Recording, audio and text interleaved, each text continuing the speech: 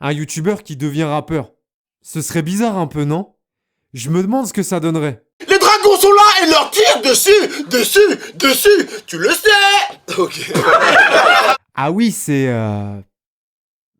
Ok. Il y a quelques semaines, Mr V a sorti son deuxième album intitulé MVP. Le projet rencontre un succès commercial, mais surtout est validé par la majorité de la communauté rap, les artistes, les médias spécialisés, le public. On pourrait être tenté de dire que c'était évident que ça allait marcher au regard de sa popularité hors du rap. Pourtant, ce qu'il a réussi n'était pas si simple que ça, et c'était même un pari plutôt risqué, parce que le succès dans un domaine ne le garantit pas dans un autre, encore moins dans le monde relativement fermé du rap français.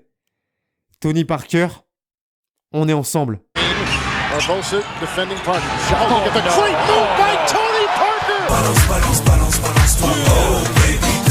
Est-ce que tu penses que t'es prêt, baby?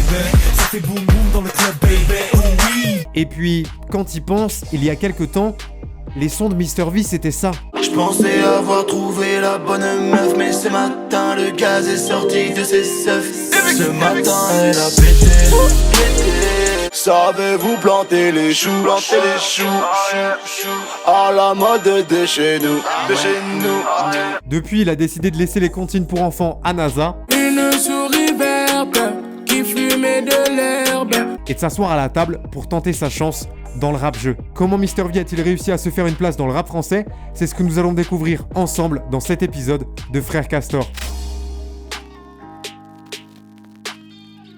Mr V l'a déclaré lors de plusieurs interviews, le rap a toujours été une passion pour lui. Mon frère m'a fait écouter du rap quand j'étais tout petit, donc j'ai totalement grandi. C'est un milieu que je kiffe, que j'aime vraiment beaucoup, j'aime vraiment beaucoup fréquenter. C'est les gens qui font que ce milieu existe et que le rap en France prend cette place-là. Propos qui sont confirmés par le fait que, depuis ses débuts sur YouTube, il a toujours inclus des courts morceaux de rap pour le délire dans ses vidéos. Le biscuit dans mon cerveau, vanille au chocolat, fait tourner le Milka. Je viens de la cité, j'ai mis ma casquette sur le côté. Yo, nique la société. Malheureusement, la passion ne fait pas tout. Tu peux être passionné par un domaine, mais être éclaté dans celui-ci. Claqué au sol. Claqué au sol. Ça, je permets pas. Moi, par exemple, je suis passionné par la bouffe. Oui, chacun ses passions. Est-ce que quand je cuisine, Gordon Ramsay est en sueur? Oui. Mais ce n'est pas parce qu'il se sent menacé. Crois-moi. Now fucking look at me in the eyes. Not as pissed as I am. You fucking are. Donkey. Dans le cas de Mr V, les courts interludes musicaux qui ponctuaient ses vidéos étaient plutôt bien foutus. Mais de là à s'autoproclamer rappeur et à sortir un album, il avait encore du chemin à parcourir. Il est donc monté dans sa Fiat Panda direction la salle de l'esprit et du temps pour charbonner et éviter de devenir le nouveau Fatal Bazooka ou le nouveau Kamini. Faudrait qu'elle coule, ou t'auras froid, t'auras les clopes, t'auras les bons. Je viens pas de la cité, mais le beat est bon. Je viens pas de Paname, mais de Marly, comment? Au fil des années, on a pu observer une réelle évolution dans la qualité de ses sons, mais surtout une volonté de se professionnaliser et d'arrêter de faire ça uniquement pour le délire. Qui ne saute pas n'est pas lyonnais. Cette odeur démentale qui a failli m'asphyxier. J'ai senti sortir de ta bouche un parfum de cassoulet. Je passe le salade à mes abonnés. J'ai les clés du succès pour ouvrir le cul. En mai 2017, il sort son premier album W qui depuis a été certifié disque de platine. À sa sortie, les retours de la communauté rap sont majoritairement positifs, mais une partie du public a eu du mal à accepter son changement de casquette d'humoriste à rappeur. Globalement, le projet est propre, il y a quelques pépites, notamment Space Jam en featuring avec les Frères Lumière, Ice MC et Volteface. J'ai le bras tellement long, je me crois dans Space Jam. Space Jam. Pas besoin d'un cas tout ça pour avaler tout ça.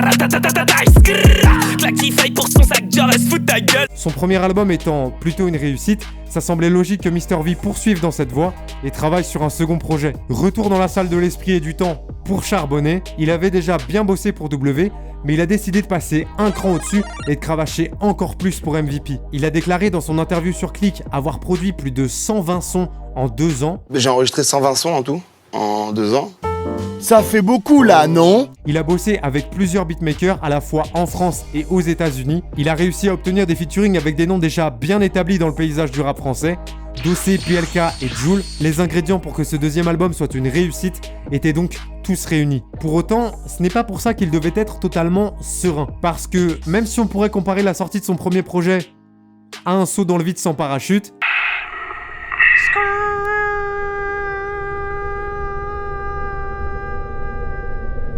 la sortie du second devait être tout aussi stressante, car le public avait des attentes.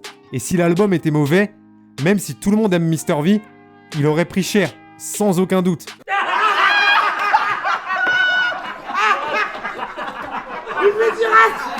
C'est une passion. Et puis, après le succès du premier projet, il aurait pu se sentir pousser des ailes. Disque de platine pour un premier album, c'est une sacrée perf. Il a donc logiquement reçu des sollicitations de la part des maisons de disques pour le deuxième, et justement, c'est là où à mon sens, Mr V a réussi à viser juste. Il ne semble pas s'être enflammé, il a pris son temps et a continué à travailler en indépendant avec son équipe en qui il a confiance. Son album est bien produit, il s'inscrit dans la tendance du moment, mais surtout, il n'essaie pas de révolutionner le rap français et il ne s'autoproclame pas meilleur rappeur comme il le dit dans le morceau Clinton. C'est pour le meilleur, pour le pire.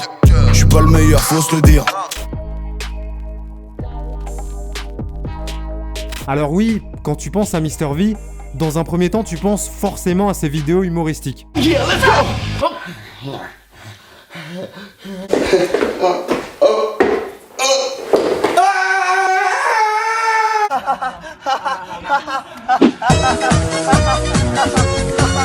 Mais dans un second temps, je considère que, dorénavant, beaucoup d'entre nous pensent également à ces sons. Perso, aujourd'hui, ça ne me pose aucun problème de dire que j'écoute un de ces morceaux comme celui de n'importe quel autre artiste, sans qu'il y ait cette dimension « c'est pour le délire », comme avec d'autres youtubeurs. Je ne suis plus gentil, Luigi sort la calache. Pendant son sommeil, je vais lui refaire la moustache. A l'inverse, si demain Norman, Cyprien ou Thibaut InShape sortent un album de rap entre guillemets sérieux, je trouverais ça chelou. Et je ne pense pas être le seul. Arrêtez de faire semblant. Par contre, d'autres comme Mr V, Seb ou Prime, ça ne me surprendrait pas. Et je serais même curieux d'écouter ce que ça donne. Simplement parce que j'ai pu constater que c'était des passionnés, ce qui leur confère une certaine légitimité à mes yeux. Dans le cas de Mr V, ce qui a contribué à la réussite de cette transition, c'est qu'il a été capable de tirer parti de sa légitimité et de proposer 2 projets de qualité. Mais surtout, il n'a pas essayé de faire oublier son image de youtubeur humoriste pour projeter celle de rappeur. Il fait coexister les deux et je considère qu'il le fait très bien. Je me suis pas empêché de faire du peu rap parce que je suis humoriste et qu'en France, on dit l'humoriste fait de l'humour et le rappeur fait du rap et l'athlète court. La stratégie de communication sur les 2 albums en est l'illustration parfaite. Quelques jours avant la sortie des projets, il publie sur sa chaîne une vidéo drôle pour en parler, tournée dans sa chambre à Grenoble comme à l'ancienne, et dans les jours suivant la sortie, il accorde quelques rares interviews à des médias spécialisés rap ou web et à la seule émission télé pertinente, Click. Même si c'est vrai que ça m'aurait fait marrer de voir Mr V faire un tête contre tête avec Yann Moix, Léa Salamé ou Thierry Ardisson. Le problème de cet album est le suivant, c'est que on a l'impression que c'est des mecs qui prennent du crack mais dans la cour de récréation du petit Nicolas. Il y a un truc qui prend pas. Grâce à tous ces éléments, on se rend compte que la transition de youtubeur à rappeur n'est pas si bizarre que ça quand elle est bien réalisée et amenée de façon cohérente. Donc, grand respect à Mr V qui a été le premier à prendre ce risque et qui, à mon sens, a sûrement ouvert la voie à d'autres dans le futur. Je t'invite à aller écouter son deuxième album MVP si ce n'est pas déjà fait. Mention spéciale pour Tudo Bem, FaceTime et Jamais que je kiffe vraiment. Si tu as apprécié cette vidéo et que tu veux que j'en fasse d'autres, tu le sais, lâche un gros pouce bleu.